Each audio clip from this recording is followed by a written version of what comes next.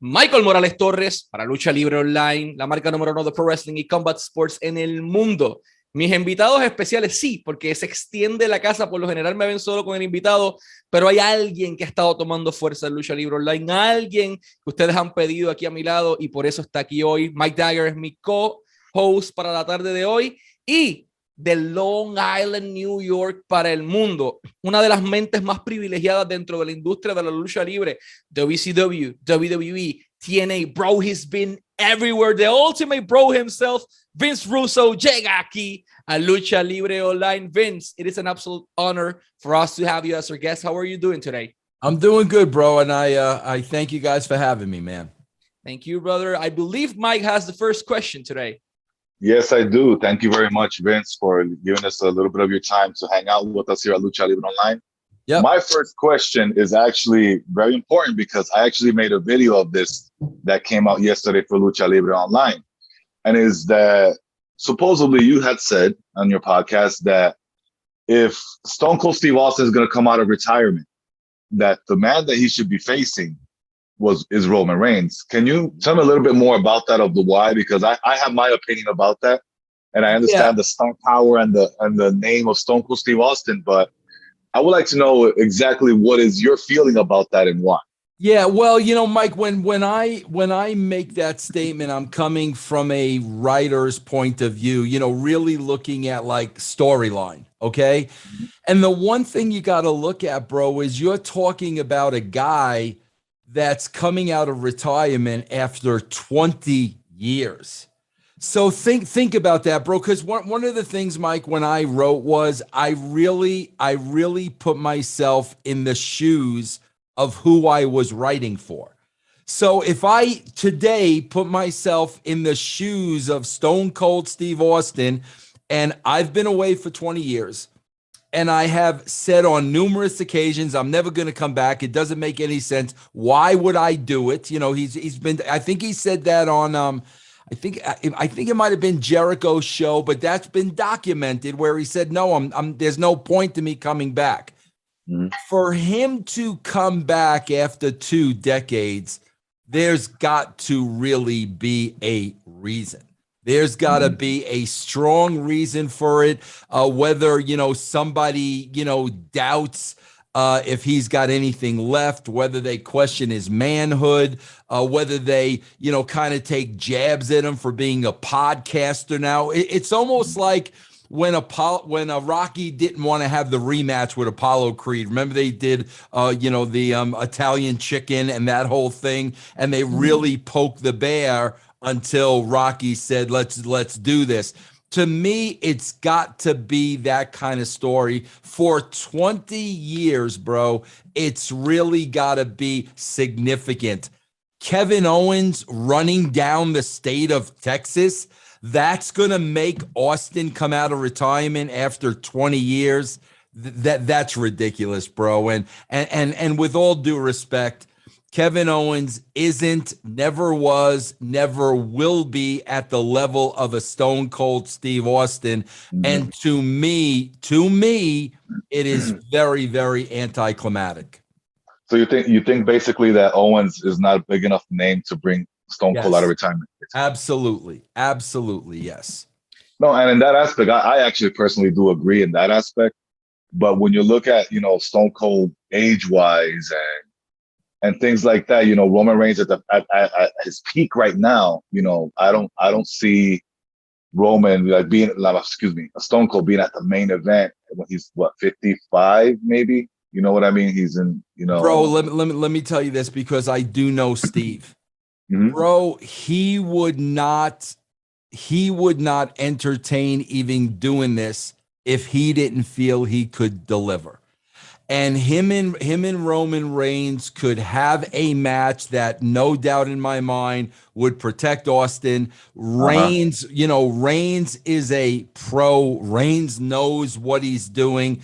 They could tell a very, very, very, very compelling story. Now, bro, I'm not saying Austin goes out there and beats Reigns in his prime. I'm not suggesting that at all. But what I'm saying is, like, for a one-off, you could really tell a captivating story here. And no doubt in my mind, Reigns and Austin working together, people would believe. That's just my opinion, Mike. Oh, that's good. That's awesome. I'm very happy to hear that. Yeah. Appreciate it, man.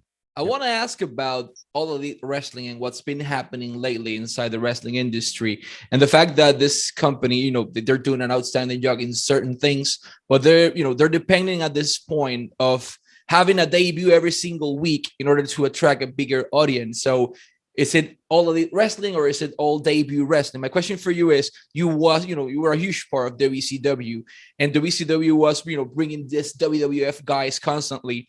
But they had, their product. They had their mid card. They had their main event. They had the tag team division. Everything was well constructed. What's your opinion on the way AEW is, booking their weekly shows, specifically Dynamite and Rampage, and how does depending on debut affects their product on a weekly basis? Yeah, Michael, I said this early on. I said it early on because I remember, Tony Khan coming out of the gate and everybody coming out of the gate. Oh, no, this is going to be different. It's going to be different. And I sat there and I said, no, bro, it's not going to be different because it's the wrestling business. And the wrestling business, bro, always turns into the wrestling business. That's exactly what's happening with AEW, bro. And this is a big part of why Cody left. Because, bro, you got to think about it. All anybody has to do is go back to the beginning at AEW and look at the roster. And you had the 4 executive vice presidents. You had, Cody, the Guns, and the Bucks. Yeah, the Bucks. And why do I always forget what's his name? Omega. Omega. I don't know. No disrespect. But you had those guys as the 4 EPs. Look at the roster from day one. And bro, the rah-rah go speech that Tony gave him. We're going to build this on your back. You're in at the ground floor. You are the pioneer. You know what the bill of goods that he sold them. You know it, bro. So these guys felt like the new ECW, so to speak. All of a sudden, bro, this one's released from the WWE. This one, we hire this one. We hire this one. Now, all the guys that were at the front of the line, bro, now they're in the middle of the pack. Now they're in the back. Now they're never on TV. Now they're disgruntled, bro, because wait a minute, Tony, you made all these promises you were going to build this around us. Now you get the chatter in the locker room. Now this one gets in that one's ear. Bro, that's the wrestling business. That's how it happens. And I guarantee you, bro, anybody can go back. And if you look at Roads to the Top, there is an episode where Cody says it's very difficult. Tony's got these new toys now, and he's he tells you, he says it. And bro, that's exactly what happened. And I got to tell you something, Michael, everything I've seen about Tony Khan, bro, listen, I'm not even going to say this with all due respect. The guy's the biggest mark on the planet. And the things I'm telling you, I don't think he even understands that these things are going back. Bro, let me tell you something. If you work in the business, you need to understand the psychology of the business. You need to understand the psychology of the boys, how they think, how they're going to react. There's a mindset you need to understand. And I don't think Tony realizes or understands the more newbies that you bring in, the more, your original players are going to be upset. That's going to start the locker room chatter. Now we're going to start picking sides. Now you've got a mess on your hands. I don't think he even understands that aspect of it. I guarantee you, bro, I could have seen this Cody Rhodes thing coming a mile away. I guarantee you Tony Khan was totally taken by surprise. Taken by surprise, bro. You told these 4 guys that they were running the creative end of things, and you were going to sit back and you were just going to be the money guy and you were just going to make the decisions. All of a sudden, bro, you're going in every interview touting yourself as head of creative, head writer. Bro, when push comes to shove, you've totally lied to these guys. That you totally said, okay, I need you for the first month or so, but once I start understanding this, I'm not going to need you guys. I mean, bro, the story has played out before our very, very eyes. And you guys got to know, bro, wrestlers have egos. They've got egos, bro, and you've got to know how to massage those egos. And I just don't think that this guy is smart to any of this. And if he doesn't smarten up, bro, he's going to have a bigger problem on his hands. Well, basically, it's like just like when WCW started bringing all these guys and they forgot about the Jerichos, the Guerreros, the Benoits. Absolutely, bro. I mean, history, bro. The one thing about wrestling is history always repeats itself. You can either learn from history or make the same mistakes and wind up in the same exact place. And I got to tell you, bro, if you make the same mistakes, I don't have sympathy for you. Because all this stuff has been done before. If you really want to get this right, there's a roadmap in front of you. If you pay no attention to the roadmap, I don't feel sorry for you, bro. Well, that's very interesting. I got a question for you, Vince. Since you've worked with at least 2 of the 3 people I want to mention, can you compare the styles of booking and management between Vince McMahon, Eric Bischoff, and now Tony Khan? Oof, bro, Tony Khan. Okay. That's a good question. I will. I've always said this about Eric Bischoff, bro. I worked with Eric creatively. Okay. I don't think creative is Eric's strong suit. And I think you saw that, bro, with the NWO, when they just dragged that out for so long to the point that it meant nothing. That's a lack of creativity, bro. That's what that is. You've got to know what you're going to do every week. You know, this week, Austin's got the Zamboni. Next week, Austin's got the beer truck. Next week, he's filling up McMahon's car with concrete. You have to always keep that going, If you're not creative, bro, it's going to wind up getting old and stale. Now, I've said this a million times before. When it comes to business, Eric Bischoff runs circles around me. Bro, we all can't do everything good. And I don't think Eric's strong point was creative. I sat in many creative meetings with him. But like I said, from a business perspective, he makes me look like a 2-year-old. I have no problem saying that. Vince McMahon, bro, I've said this many times before, and this is the problem.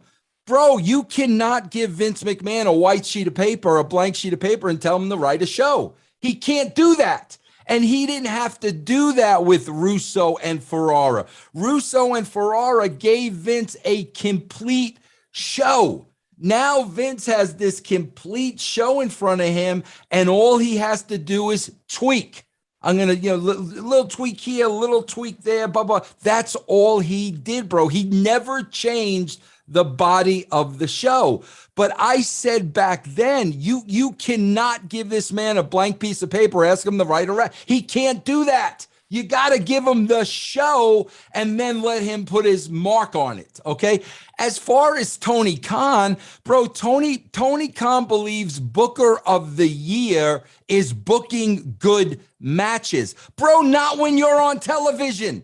Now, if you're a territory, if you're Memphis, bro, if you're, Watts in Texas, and, you're running the territory and you're running house shows, that's one thing, bro. You can pit the 2 best guys against each other and book matches. Bro, when you're on television, you have to be a television writer, because your audience are made of people that are watching television, and they're watching other television shows, and they're getting romance, and they're getting drama, and they're getting action, and they're getting violence, and they're getting everything that a television show consists of. If you're just giving them wrestling, The only people watching the show are going to be wrestling fans. You're never going to get TV fans to watch your show. And that's exactly what AEW has. They've got their million fans. It's a niche product. You know, a fan base that will put over every single thing they do, but the rest of the world doesn't care about this. That's why you need the television aspect. Bro, Tony Khan doesn't buy a company and take over the creative and just know how to write TV. Bro, it blows my mind. People think they could just write TV. There is an art to writing TV, bro. There is an art to keeping that viewer in front of your show and him not changing the channel. How you open the show, the beginning, the middle, the end, the cliffhanger, how you go into commercial, how you come out of commercial. There's an art to writing a television show. What is Tony Khan's experience in writing a television show? Zero, none. He says himself, "Oh yeah, bro, I was writing cards when I was in the second grade." Good for you, Tony. That's not writing a television show. This is prime time TV. Bro, I swear to you, like one of the best shows out there right now, without a shadow of a doubt, is Yellowstone. Well, unbelievable show. Bro, if you watch Yellowstone and then you watch like AEW or the WWE, bro, it's like a doctor, somebody with like 20 years of schooling. It's like comparing a doctor to somebody in preschool. I mean, that's the difference. But the problem is, bro, it is still the same forum. It is still TV. And when you have shows that are so good, and then you've got these wrestling shows and you're wondering why you're only drawing 1 million fans. Like, really, bro? Go see what's on the other channels and you'll know why you only have 1 million fans, bro. I want to talk about your pathway inside the creative, world in the wrestling industry. And I believe I have the timelines correct. If not, you can correct me. In 1992, Vince Russo was hired to be a freelancer for WWF magazine. It only took you 5 years. In 97, you were already the head of creative in the whole World Wrestling Federation back then, in the middle of a Monday Night Wars, in the middle of having the biggest players in the history of this industry. You had Austin, you had Rock, you had Vince McMahon at his hottest stage, you had Mankind, you had everyone in your roster. How shocking for you as a human, not as, you always believe in your talents and what you could do, but as a human, how shocking for you was, hey, I became the head of creative in just 5 years, and how was that transition for you? It was, bro. I really think the window is shorter than what you're talking. I don't think I was hired in 92, bro. I don't think I was hired till like 93, 94 as a freelancer. So my foot wasn't even in the door yet. I don't think my foot got in the door, bro, till I probably 94, bro, because I was just going on my 5 years. I probably got my foot in 94 in the door. I really started writing TV in 97. So you're really talking about 3 years. But bro, that's the thing. It's like I spent my entire life as a fan of television and movies. Bro, it's almost like Quentin Tarantino. Quentin Tarantino worked in video stores. So Quentin Tarantino loved movies. So he saw every movie imaginable. Then he became a great director. Bro, I watched a lot of TV in my day, and I understood, good TV from bad TV, what made it good, what made it bad. I understood characters. I understood dialogue. I had like a whole life, experience based on watching so many different shows on television. So when I got there, bro, I knew exactly what I'm telling you now. Bro, a wrestling show is going to draw a wrestling audience. That's a given. You want the masses. How do you get the masses, bro? You get the masses by having a television show that has something for everybody, bro. You know, it's got sex, it's got comedy, it's got drama, it's got violence, you know, it's a thriller. It's got to have something for everybody. So I really took my lifelong education of television and just said, bro, this can't just be a wrestling show. You've already got those people. They're not going anywhere. You got to get the television viewing audience, and this is how you do that. Bro, I'll be honest with you, Michael. It really was common sense. The problem is, like, here's the problem, bro. When I used to write these shows, I used to say this all the time. I wasn't writing a show for me. I was writing a show for the masses. And how I did that, bro, was I studied the ratings. What was getting over? What wasn't getting over? What did they want more of? What did they want? And I was just adjusting to the ratings. It wasn't what Vince Russo liked. Tony Khan is booking a show that Tony Khan likes. That's what I'm saying, bro. It's like my job was to be a television writer and get as many people to watch this show as possible. No, nobody's doing it that way anymore, bro. And Tony Khan's writing a wrestling show that he likes.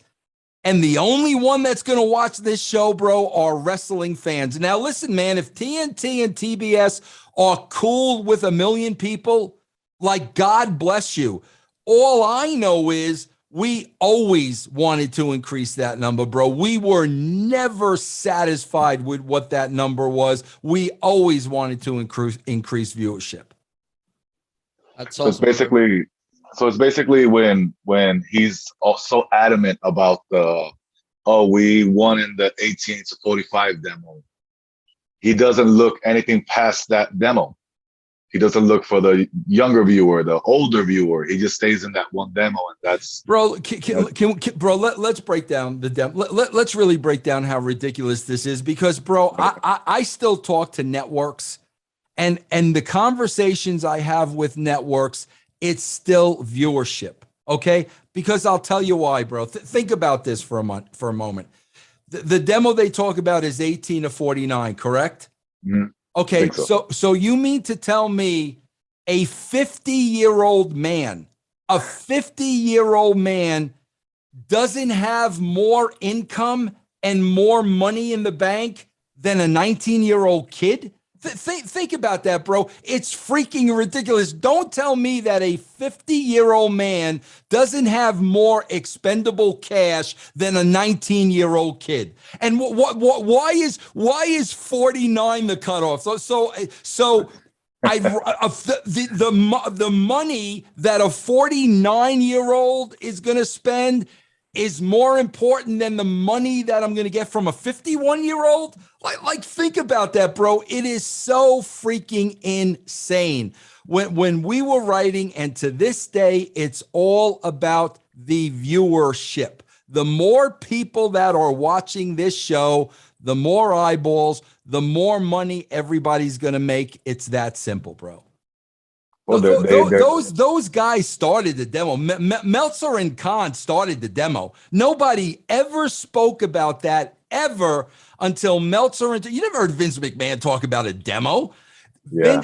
Meltzer and Tony Khan started this 18 to 49-year-old demo bullshit, which is an absolute freaking joke, bro. Bro, I'm 61. I promise you, I have more money I could spend than a 19-year-old. So why is the 19-year-old's money more important than my money? It's freaking ridiculous, bro.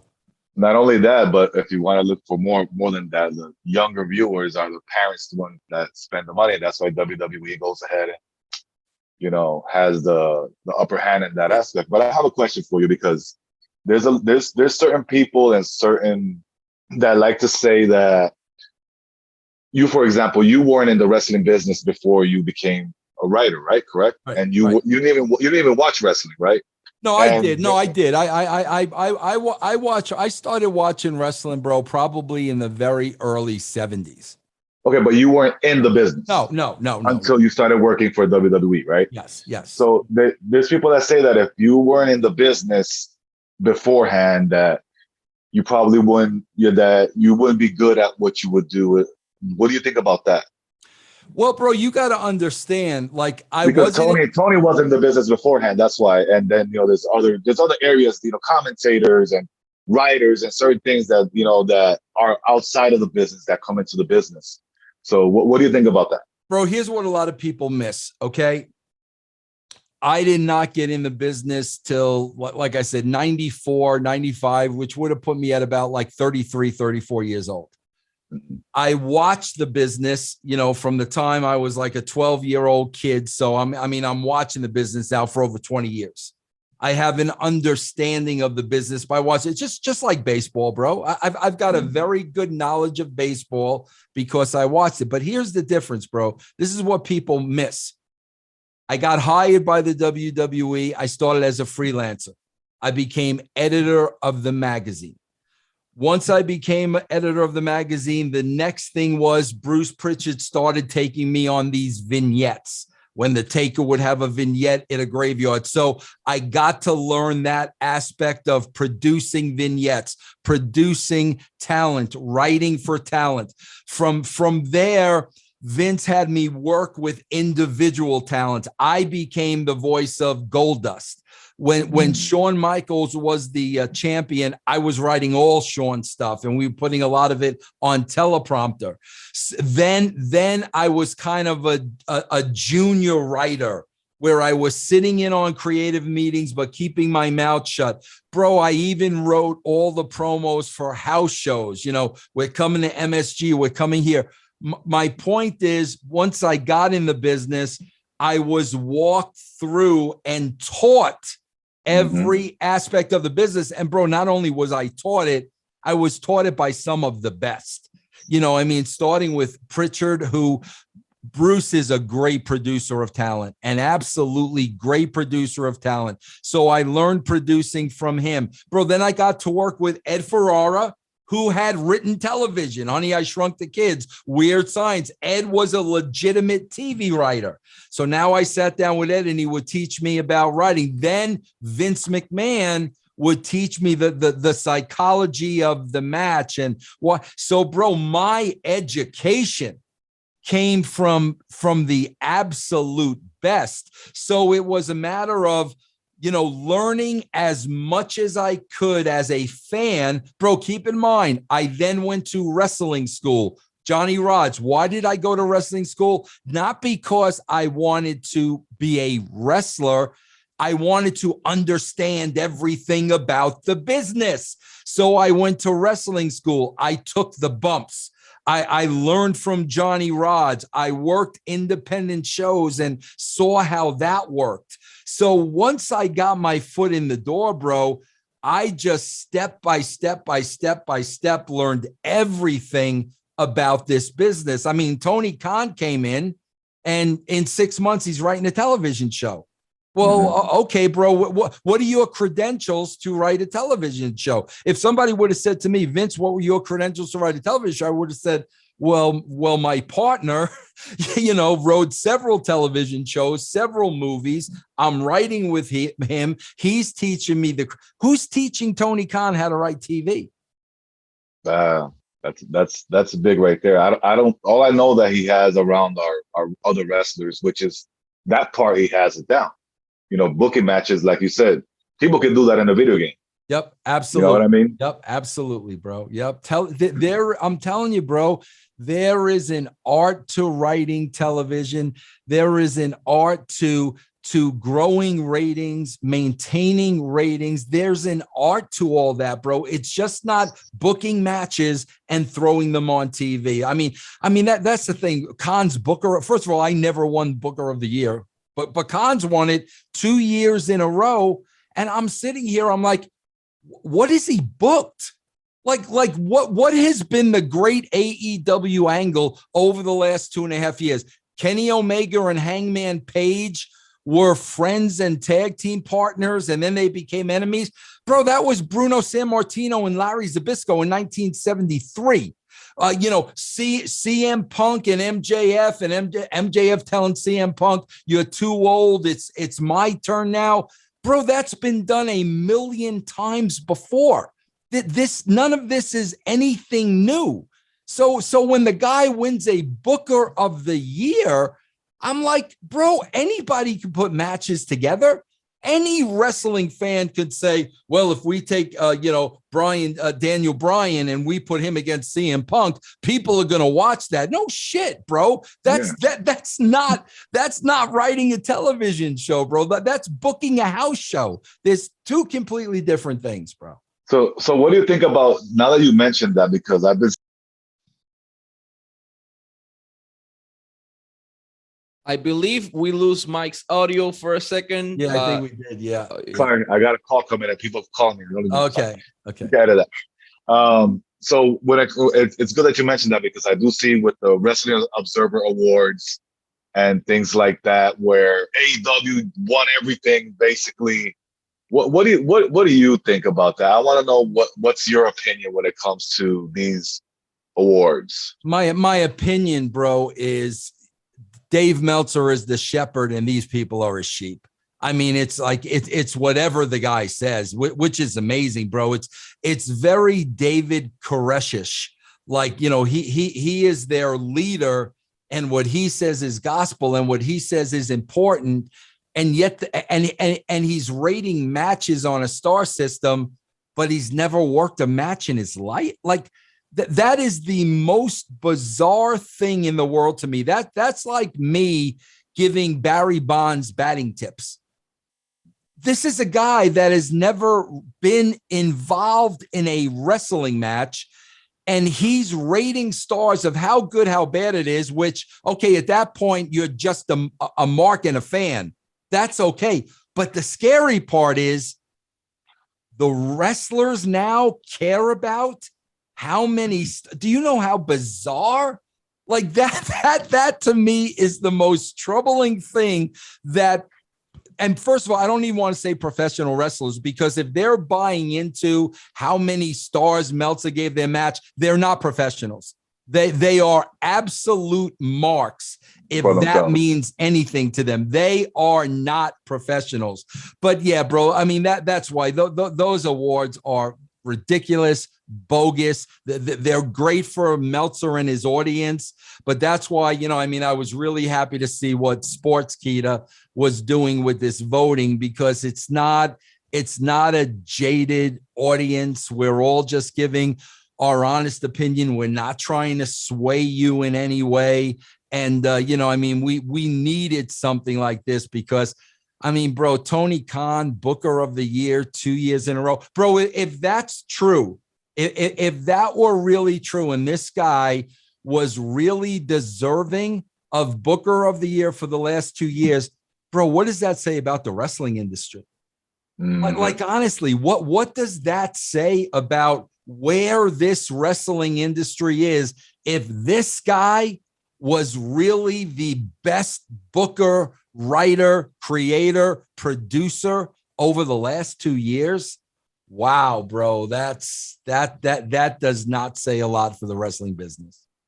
That's like being the prettiest in the ugly person contest, I guess. I guess so, bro. I guess so, because man, that's very, very, very troubling for me, man. Which actually leads me to my next point, and I will say this in Spanish to then go to English. Sportskeeda Wrestling Awards, gente, Sportskeeda Wrestling Awards. Pueden votar ahora mismo. El enlace va a estar aquí a la parte de abajo, sportskeedawrestling.com, pero el enlace va a estar acá abajo. Sportskeeda Wrestling Awards no es cualquier, no son 5 loquitos allí dando su opinión. Tienes a Rob Van Dam, tienes a Vince Russo, tienes a Adam Scherr, tienes a Booker T, tienes a Diamond Dallas Page, tienes a Angelina Love, tienes a Eric Bischoff, tienes a Bill freaking Apter, o sea, tienes gente que sabe de esto, tienes a Hugo Sabinovich, Al Snow, Bobby Fulton, entre muchísimas otras personas de aquí dando su criterio de por qué motivo estas personas son las mejores alternativas de este año 2021, y usted puede votar ahora mismo. Solamente tiene que ingresar al enlace que va a aparecerle aquí abajo hace clic y llega directamente a la Sportskeeda Wrestling Award. Si usted cree que Roman Reigns o Kenny Omega o Tony Khan o no sé, Mike Dagger, quien sea, vaya allí, vote, haga clic y vote por sus favoritos y que están ya de hecho avalados por muchas personas que saben de esta industria. Vince Sportskeeda Wrestling Awards is something that was needed inside the wrestling industry.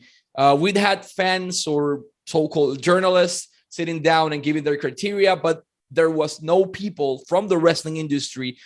You had like 30 years inside this industry. You had people like Booker T. You had people like Eric Bischoff.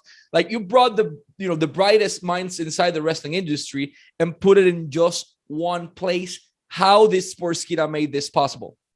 Yeah, bro, it's absolutely, it's absolutely awesome because again, bro, when you look at Meltzer and his audience, it's a very jaded audience, and like I said, man, he's the shepherd and they're the sheep and whatever he says is gospel. The beautiful thing about the Sportskeeda Awards, bro, is you just rattled off all those names, right?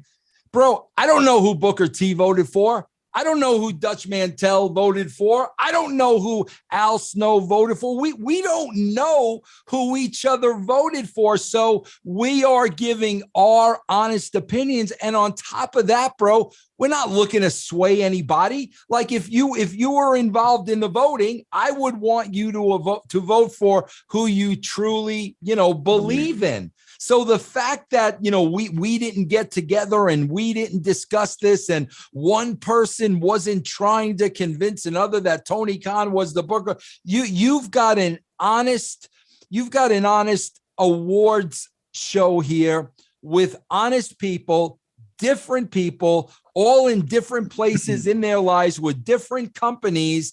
And you're getting a wide spectrum of different opinions. And that, that was truly needed, I believe. And before Mike goes, I want to do one last plug-in. Vince Russo, brand gente, tiene los mejores talentos, las mejores mentes en un podcast. Patreon.com/RussoTWC o RussoTWC. Lo pueden encontrar en Patreon o simplemente como The Vince Russo en Twitter. Denle un follow. Russo Brand o Vince Russo Brand también está disponible en Instagram, está disponible en YouTube, está disponible en todas partes. Tiene un lineup. Hace poco alguien de su grupo entrevistaron hasta Shark Boy. Presten atención, el producto está excelente, así que vayan directamente al Russo Brand y lo pueden adquirir. O Vince Russo Brand, si no me equivoco, los pueden buscar en Twitch también, twitch.tv/Vince Russo Live. Están en todas partes, mano, dando un contenido excelente y completamente distinto. russobrand.com o russobrand.com para más información. Y before we wrap it up, Mike, you have one last question. Oh no, I just wanted to talk about that with the Sportskeeda Awards. How I have seen it on specifically on Instagram, where I see where you guys are just going at it and talking. No, this guy should be because of that and all that. I saw Booker T, I saw Van Damme, DDP, Vince Russo, Al Snow. We're talking about basically legends of wrestling, people that live, breathe this for a lot of years. So it's I think that's something that should be recognized a little bit more than right now with the way Wrestling Observer is being, so one-sided, like Vince was basically saying. I agree 100%, man. Man, it's been an absolute honor, Vince, to have you as our guest. As mentioned before, make sure you go Sportskeeda Wrestling Awards. Shout out to Riju Dasgupta, my brother. Thank you for making this conversation possible. You guys are doing an outstanding work, not only as Sportskeeda, but with Vince Russo Brand as well. So just wanted to thank you very much for your time. Wishing you success in your personal life and in all your projects, man. And from the bottom of our hearts, thank you for being back on Lucha Libre Online. Always rooting for you, and have a great day, brother. Yeah, thank you guys, and thanks for having me. I really enjoyed it. Perfect, and let's wrap this up en español. Mike Dagger y Michael Morales Torres junto a Vince freaking Russo, una de las mentes más brillantes de esta industria para Lucha Libre Online, la marca número 1 de Pro Wrestling y Combat Sports en el mundo.